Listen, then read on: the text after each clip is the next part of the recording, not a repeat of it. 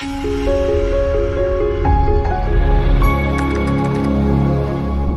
दोस्तों, स्वागत है आपका एक्यो बाइट्स में, जहां हम आपके लिए लाते हैं कॉम्प्लेक्स टॉपिक्स एकदम सिंपल और इंफॉर्मेटिव बाइट्स में। आज हम बात करेंगे सरकारी नौकरियों और आईटी जॉब्स के बारे में।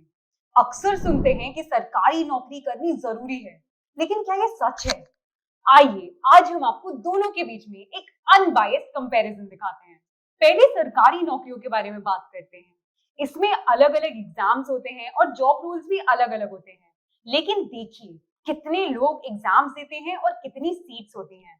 इतना बड़ा कंपटीशन है कि सीट बहुत कम हो जाती हैं। आपको बता दें, यूपीएससी सिविल सर्विसेज एग्जामिनेशन में 2020 में लगभग 10 लाख लोगों ने अप्लाई किया था, लेकिन वैकेंसीज सिर्फ अराउंड 800 या देखो तो 0.007% लोगों के लिए थी। इससे ये पता चलता है कि सिलेक्शन प्रोसेस बेहद कंपटीशन भरा होता है। Railway recruitment board examination RRB में यही सेम हाल था। 2019 में आरआरबी को लगभग 1.26 करोड़ एप्लीकेशंस मिले थे अलग अलग नौकरियों के लिए, लेकिन वैकेंसी सिर्फ 1.42 लाख लोगों के लिए थी, यानी कि 1.1% लोग ही सिर्फ सिलेक्ट हुए हैं। इससे ये समझ आता है कि आखिर में हर सीट के लिए एकदम टफ कंपटीशन होता है। और SSC combined graduate level exam में भी यही सिचुएशन है।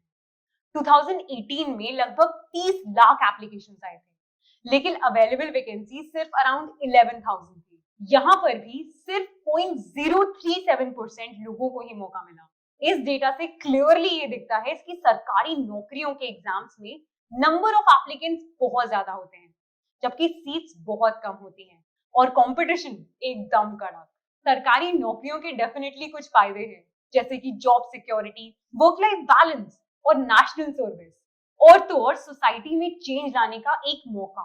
बट समाज में एक परसेप्शन है कि सरकारी नौकरी करना जरूरी है, लेकिन क्या आप सच में पैशनेट हैं इसके लिए? बहुत लोग तो सिर्फ भेड़ चाल के लिए ही या परिवार के दबाव में आके सरकारी नौकरी की तरफ चले जाते हैं। ये एक कॉमन चीज है। हम बिना राइट इंफॉर्मेशन के अपने डिसीजन कॉमन परसेप्शन पे बना लेते हैं। जैसे मैकेनिकल एवरग्रीन है, सिविल तो हमेशा डिमांड में रहेगा, बिल्डिंग तो बनेगी क्योंकि सरकारी जॉब में बहुत पावर मिलती है, एक्सेट्रा एक्सेट्रा। हमेशा अपने करियर डिसीजंस इंडस्ट्री में प्रेजेंट लोगों के एक्सपीरियंसेस को अच्छे से समझ कर लेने चाहिए। सरकारी नौकरियों के कुछ ड्रॉबैक्स भी होते हैं, जैसे कि ग्रोथ का स्लो पेस, काम का ट्रेडिशनल तरीका जो इम्पैक्ट देने को मुश्किल कर देता है, रिजिड सिस्टम्स और कम salary. Year by year government job seats भी कम होती जा रही हैं, तो कंपटीशन और भी टफ होता जा रहा है। अब हम आते हैं आईटी जॉब्स की तरफ। आईटी जॉब्स हर साल बढ़ते ही जा रहे हैं और ज्यादातर फ्रेशर जॉब्स भी आईटी सेक्टर में ही आते हैं। सॉफ्टवेयर डेवलपमेंट, डेटा एनालिटिक्स या फिर डेटा साइंस, ऑटोमेशन टेस्टिंग जैसे सेक्टर्स में भी बहुत ग्रोथ हो रही है। आने वाले समय में भी अपॉर्चुनिटीज काफी ज्यादा हैं। डिजिटलाइजेशन बढ़ती जा रही है और इंडिया एक डेवलपर हब बन रहा है। आईटी जॉब्स के कुछ फायदे हैं, जैसे सैलरी बहुत हाई होती है, ग्रोथ पोटेंशियल भी काफी ज्यादा है, यहाँ पर स्किल्स पे ज्यादा फोकस होता है।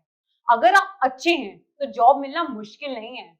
नई टेक्नोलॉजीज और नए चैलेंजेस के साथ लर्निंग कर्व भी बहुत स्ट्रांग है। लेकिन प्राइवेट आईटी जॉब्स के ड्रॉबैक्स भी होते हैं।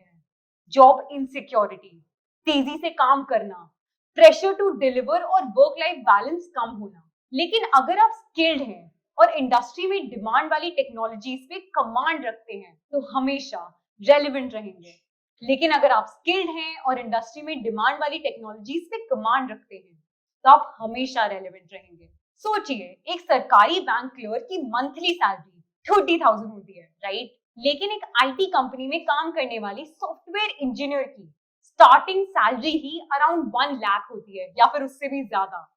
यानी कि आई में आप अपने मेहनत और स्किल्स के हिसाब से गवर्नमेंट जॉब्स के कंपैरिजन में 3 से 4 गुना ज्यादा सैलरी कमा सकते हैं। इससे आपको फाइनेंशियल स्टेबिलिटी और अच्छी लाइफस्टाइल जीने का मौका मिलता है। लेकिन याद रखिए, सैलरी सिर्फ एक फैक्टर है। आपको अपने करियर चॉइस में पैशन और इंटरेस्ट भी होना चाहिए। तो अगर आप आईटी सेक्टर में अपने स्किल्स और टैलेंट का इस्तेमाल करके अच्छी सैलरी कमाना चाहते हैं तो ये एक मजेदार करियर ऑप्शन है। लेकिन हर किसी के लिए सही जॉब अलग होती है। अपने पैशन और गोल्स को ध्यान में रखते हुए अपना करियर चॉइस करें। उम्मीद है कि आपको इस एग्जाम्पल से अच्छे से समझ में आया होगा। अब आप भी सोचिए आपकी सैलरी कितनी होनी चाहिए और कौन सी फील्ड आपके लिए ज्यादा सूटेबल है। तो चलिए इस वीडियो में आपने जो भी देखा उसे अच्छे से समराइज करते हैं। होपफुली आपको क्लैरिटी आ गई होगी regarding government jobs and IT jobs. अगर आपको और ऐसी ही इंफॉर्मेटिव वीडियोस देखनी है तो चैनल को सब्सक्राइब करें और बेल आइकन दबाएं। मिलते हैं अगले वीडियो में, तब तक के लिए कीप लर्निंग कीप ग्रोइंग।